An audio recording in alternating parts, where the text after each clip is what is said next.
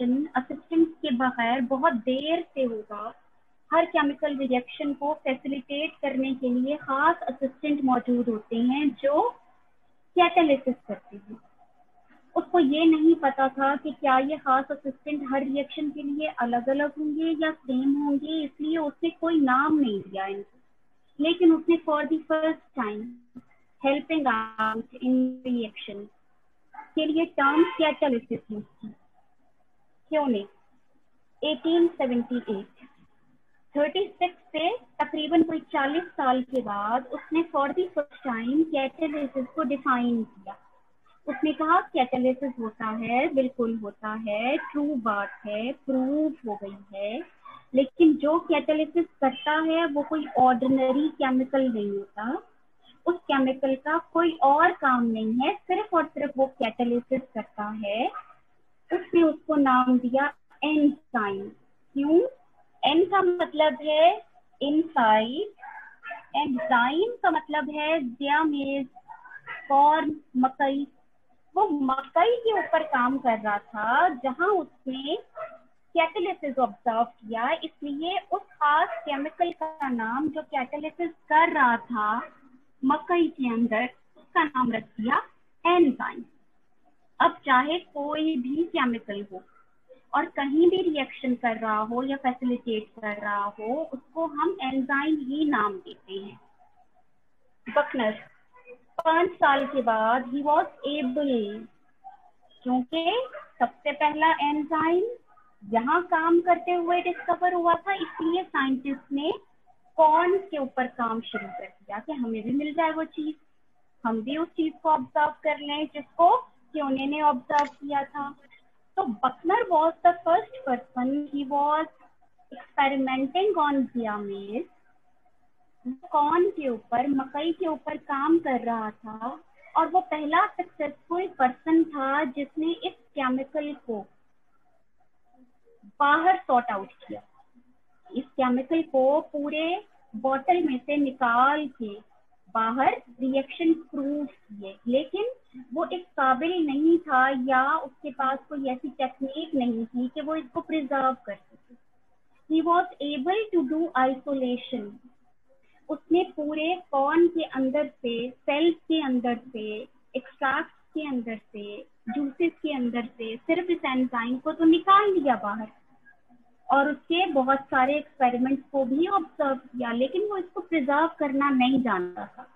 ये हुआ तकरीबन, देखो 83 और 26 के बीच में गैप देखो, 17 साल ये, 26 साल ये, तकरीबन 40 साल मजीद लग गए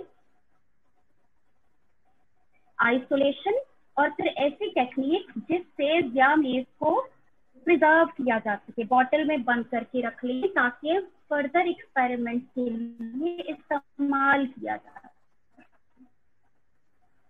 for the first time catalysis का वर्ड इस्तेमाल हुआ। कोई भी केमिकल रिएक्शन इन फैसिलिटेटर्स के बगैर नहीं होता, और तकरीबन 100 इयर्स लग गए, 90 इयर्स, तकरीबन पूरी सेंचुरी लग गई उस चीज को टेबल पे नजरों के सामने आने तक।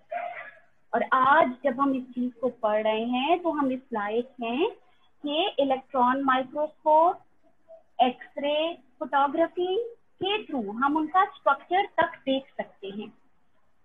अब देखते हैं एंजाइम कौन है। हमने देखा रातों रात एंजाइम डिस्कवर नहीं हो गया था। अब देखते हैं ये है कौन।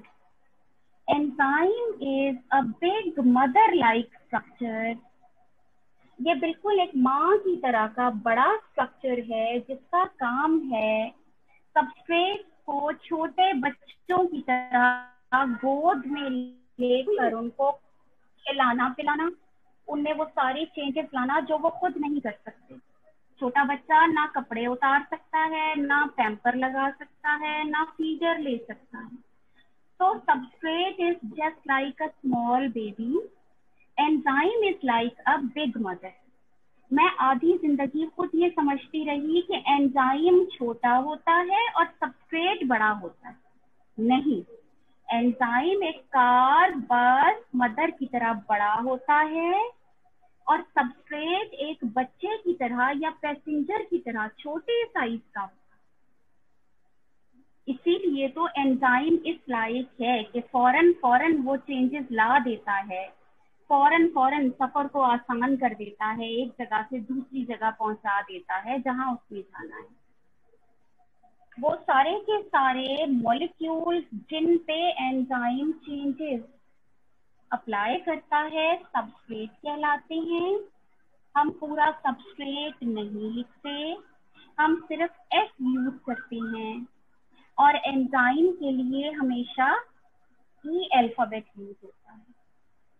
Many enzymes are composed of only one polypeptide chain. Polypeptide chain कौन है? बहुत सारे अमाइनो एसिड की बनी हुई एक सिंगल चेन। आपसे कहा था ना, अगर दो चेन हो या दो से ज्यादा चेन तो टर्जरी या क्वाटनरी स्ट्रक्चर होगा। नहीं, क्वाटनरी होगा, टर्जरी में नहीं, क्वाटनरी स्ट्रक्चर होगा।